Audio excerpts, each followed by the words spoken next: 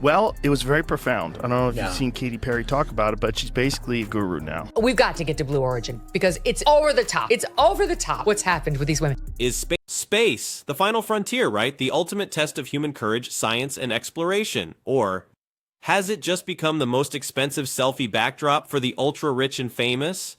Forget the grit, the years of training, the sheer danger faced by pioneers like Alan Shepard back in '61.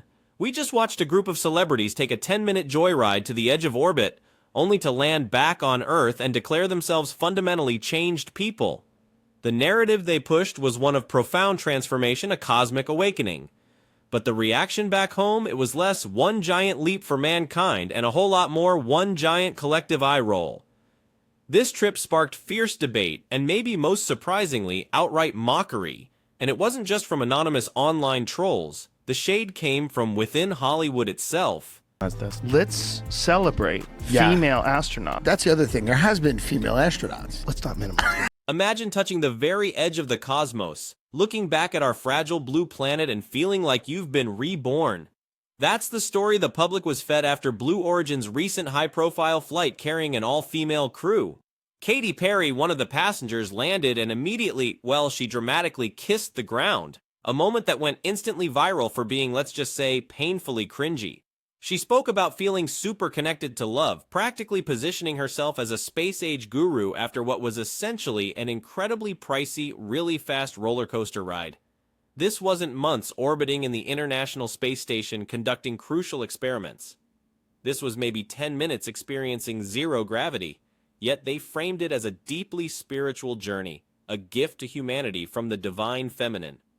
While the intention might have been lofty, the execution felt jarringly out of touch, reducing the immensity of space to just a backdrop for personal branding. But this carefully crafted image of cosmic enlightenment, it didn't land well, and the criticism started in a place they probably didn't expect. To going up, you said that you needed to go to space to heal. I know you're only a few minutes removed from this. I feel super connected to love. Goodness. I will never be the same.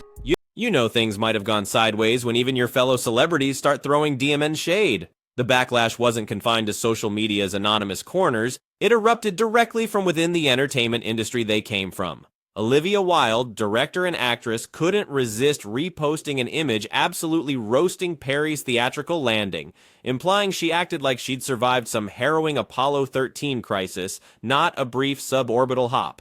Then Amy Schumer jumped into the fray with her signature humor, joking she was a last-minute addition to the crew, lampooning the seemingly arbitrary selection process and the whole performative nature of the affair. Even lifestyle mogul Martha Stewart, known for her perfect image, subtly joined the roast. She shared a throwback video of her own past zero-gravity flight experience, pointedly setting it to a Katy Perry lyric. This wasn't just friendly teasing, this was a clear signal from peers who understand the game of fame and publicity better than anyone. It suggested this particular space venture had perhaps drifted dangerously close to self-parody. That kind of celebrity-on-celebrity critique is pretty rare, right? It suggested the mission didn't just miss the mark, it might have crashed and burned spectacularly in the court of both public and peer opinion. I don't think you can describe it, because, you know what I was saying, it was like quiet, but then also really alive. Faced with mounting ridicule describing her space trip as a mere ride, and the reactions from the crew themselves, they only added fuel to the fire, often seeming defensive or tone-deaf. Faced with mounting ridicule, Gayle King absolutely refused to let anyone call her space trip a mere ride. She took to the media, visibly upset, insisting with passion, "Please don't call it a ride. That is not a freaking ride." She argued that when men go up, it's always called a flight or a journey, suggesting the criticism was rooted in sexism. She declared, "There was nothing frivolous about what we did," doubling down on the supposed inspiration it provided for women and young girls everywhere. Yet this fierce defense felt off, dissonant when contrasted with some of the other details shared. Like Katy Perry mentioning she held a daisy for her daughter Flynn during the flight, or Gayle King herself musing that if she could handle space, maybe she could finally get her ears pierced. While passionately defending the mission's seriousness, these personal, almost trivial anecdotes painted a picture that felt, well, lighthearted. Her heartfelt plea to recognize the journey's gravity seemed undermined by the very personal, almost mundane moments shared, leaving the public wondering what truly defined this experience up there. Her impassioned defense, however, only intensified the debate raging below about what these passengers actually achieved of the onboard atmosphere. And this brings us to perhaps the most fundamental question sparked by this entire episode. What even qualifies someone as an astronaut anymore? Traditionally, we're talking years of brutal physical and psychological training, rigorous scientific study, often immense personal risk, all in the name of pushing the boundaries of human knowledge and exploration. These celebrity space tourists, however, were on a journey where the capsule was entirely remotely controlled. They were passengers, guests, not pilots, not active crew members, not researchers. As many critics pointedly noted, their training largely consisted of learning how to strap themselves into a seat and buckle up. A pretty stark contrast to the skills required of actual spacefarers who might spend months, even years, in orbit maintaining complex systems, conducting experiments, and facing genuine emergencies.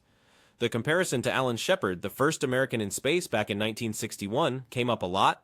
Shepard was celebrated for shattering barriers, venturing into the absolute unknown under incredibly perilous conditions. Celebrating passengers taking a nearly identical, pre-programmed suborbital trajectory 60 years later, a flight funded by immense personal wealth felt different. It blurred the lines, leading many to argue that while the experience might have been personally thrilling, calling these participants astronauts or even a flight crew diluted the very meaning of the term. Likening it more to riding the Sauron simulation at Epcot than commanding a spaceship became a running gag. While they weren't piloting the craft, they were definitely piloting a new and highly controversial narrative about the nature of space travel itself. Up there. Feels like you hand-selected a couple of friends to go do this. I mean, it should have been a lottery system like Willy Wonka where just 7 random people pull out some guy who's not supposed to be here. Just a cashier at HEB, someone from MS-13. Yeah, that's what I was thinking. Get him in. Someone from Tren de MS-13. Agua and Lauren Sanchez and Gail King. And this brings us to beyond the semantics of who gets to wear the astronaut label. The mission drew heavy fire for what many perceived as overwhelming narcissism. The constant stream of perfectly framed selfies, the carefully curated moments of deep reflection, gazing intently into the camera, the profound pronouncements about having their lives changed or even changing the world after just minutes off the planet. For many watching, it all just struck them as incredibly self-centered. Lauren Sanchez, Jeff Bezos' fiancée and a key figure facilitating the flight, was shown weeping with emotion on board. Later, she emphasized girl power and the crew making space, not just taking it. Yet this message of empowerment rang hollow for many. Why? Because her access, and arguably the very existence of the flight itself, stemmed directly from her connection to one of the world's absolute richest men. Critics described it bluntly as a vanity project, an utterly vacuous experience designed more for the public's admiration of the participants' wealth and fame than for any collective human achievement. The focus seemed relentlessly inward, on personal feelings, on image, rather than outward on exploration, discovery, or genuine scientific contribution. As the Earth shrank below them, their focus seemed fixed firmly on themselves, and the internet, of course, was watching and ready with its verdict. Much better now that the ladies are back from space. what were they up there, 10 minutes? The public reaction online was swift, brutal, and often hilarious. Social media platforms became a battleground where critics and satirists had an absolute field day. Jokes flooded timelines about the only thing truly orbiting the Earth being the passengers' egos. Memes compared the dramatic post-landing reactions after a 10-minute flight to someone surviving a harrowing life-or-death ordeal. The astronomical cost of the trip was a major sticking point, with countless comments contrasting the millions spent on this brief excursion with everyday economic hardships facing most people. The recurring line that seemed to sum it all up? There's a lot of people who can't even afford eggs right now.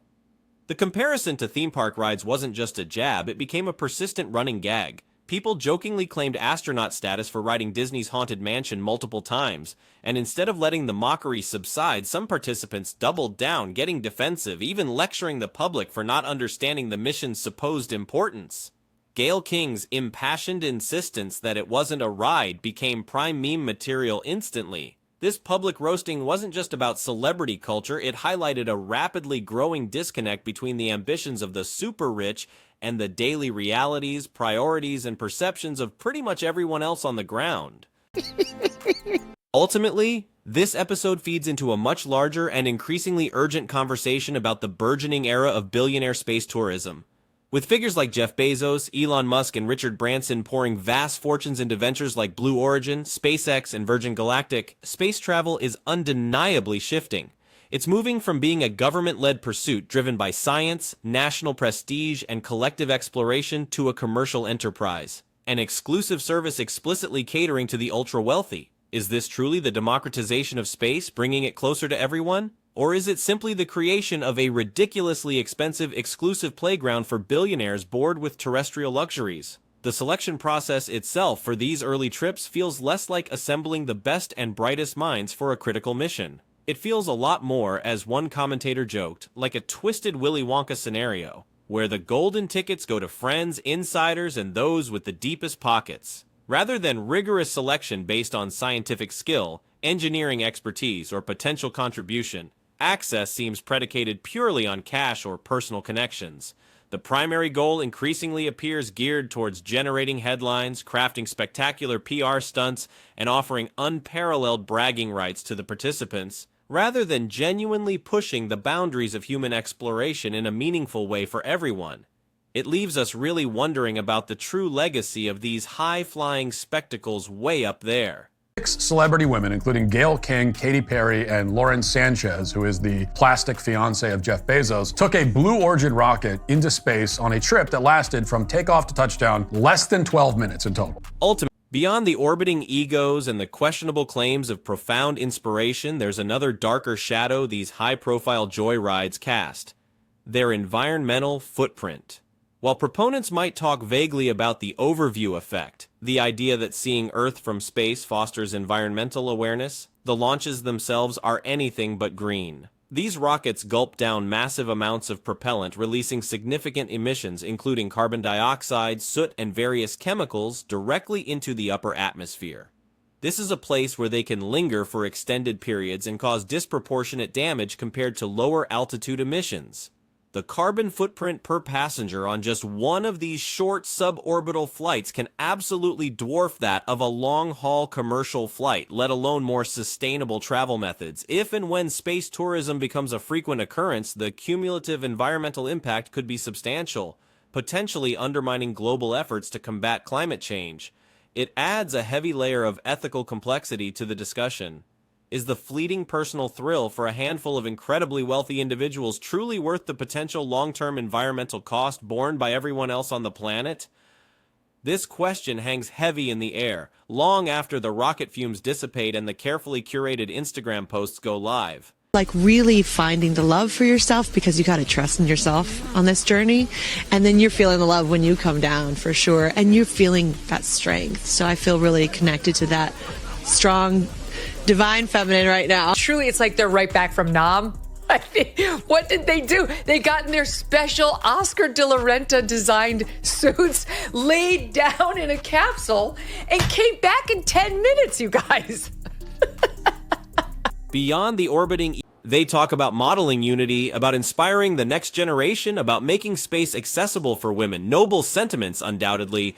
But who, realistically, is being inspired by an experience fundamentally built on extreme wealth and utterly exclusive access? The narrative pushed by participants, that seeing them float in space for 10 minutes will somehow suddenly open doors for young girls everywhere, feels jarringly disconnected from the reality of the situation.